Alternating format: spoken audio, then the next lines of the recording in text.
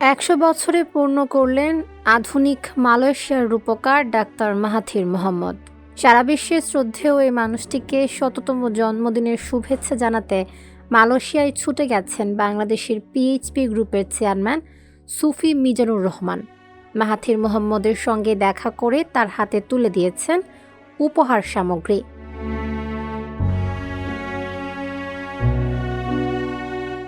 বাংলাদেশের শীর্ষস্থানীয় শিল্প গ্রুপ পিএইচপির চেয়ারম্যান সুফি মিজানুর রহমান রাজনীতিবিদ নন, কিন্তু তার চিন্তা চেতনায় শুধু দেশের কল্যাণ, মানুষের কল্যাণ। পিএইচপি গ্রুপের অধীনে জাহাজ ভাঙা ব্যবসা থেকে শুরু করে বেশ কয়েক রকম শিল্প প্রতিষ্ঠান।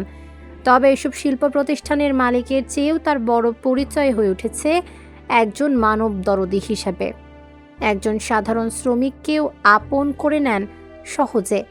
অন্যদিকে শতবর্ষী মাহাথির মোহাম্মদ জীবনের প্রথম ভাগে ছিলেন চিকিৎসক, পরে দেশের ও মানুষের কল্যাণে হয়ে ওঠেন ফুল টাইম রাজনীতিবিদ। ১৯৯১ সাল থেকে ২০০৩ সাল পর্যন্ত টানা ২২ বছর ছিলেন মালয়েশিয়ার প্রধানমন্ত্রী। এ সময় নিম্ন আয়ের দেশ মালয়েশিয়াকে গড়ে তোলেন নিজের হাতে।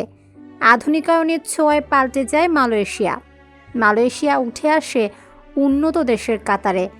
তাই মাহাথির মোহাম্মদকে বলা হয় আধুনিক মালয়েশিয়ার জনক। রাজনীতিকে বিদায় জানিয়ে অবসরে চলে গিয়েছিলেন, তবে দেশের এক ক্রান্তি লগ্নে আবারও ২০১৮ সালে প্রধানমন্ত্রীর দায়িত্ব নেন। এই দায়িত্ব পালন করেন ২ বছর। সারা বিশ্বে মাহাথির মোহাম্মদ এক শ্রদ্ধেয় নাম।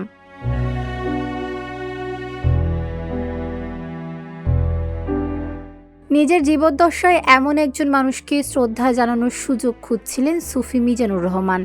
তাই মাহাথির মোহাম্মদের সাথে দেখা করার জন্য বাংলাদেশ থেকে অ্যাপয়েন্টমেন্ট চান তিনি। মিলে যায় সেই অ্যাপয়েন্টমেন্ট। সুফি মিজানুর রহমান নিজের ছেলেও কয়েকজন স্টাফকে নিয়ে মালয়েশিয়ায় চলে যান।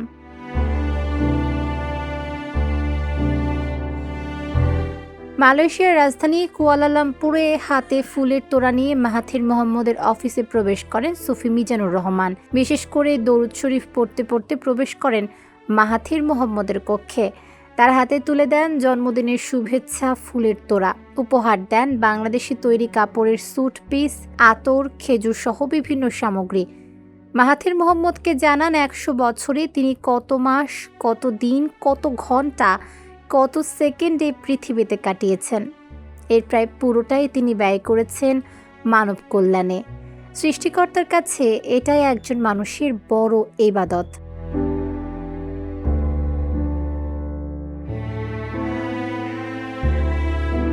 প্রায় ৫০ মিনিটের এই সাক্ষাৎকালে বাংলাদেশের খোঁজ খবর নিয়েছেন মাহাথির মোহাম্মদ। জানতে চেয়েছেন রাজনৈতিক পরিস্থিতি।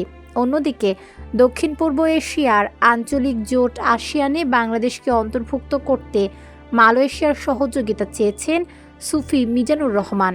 বিশ্বের এই প্রভাবশালী ও শ্রদ্ধেয় মানুষটিকে শততম জন্মদিনের শুভেচ্ছা জানাতে পেরে আবেগে আপ্লুত হয়ে পড়েন তিনি।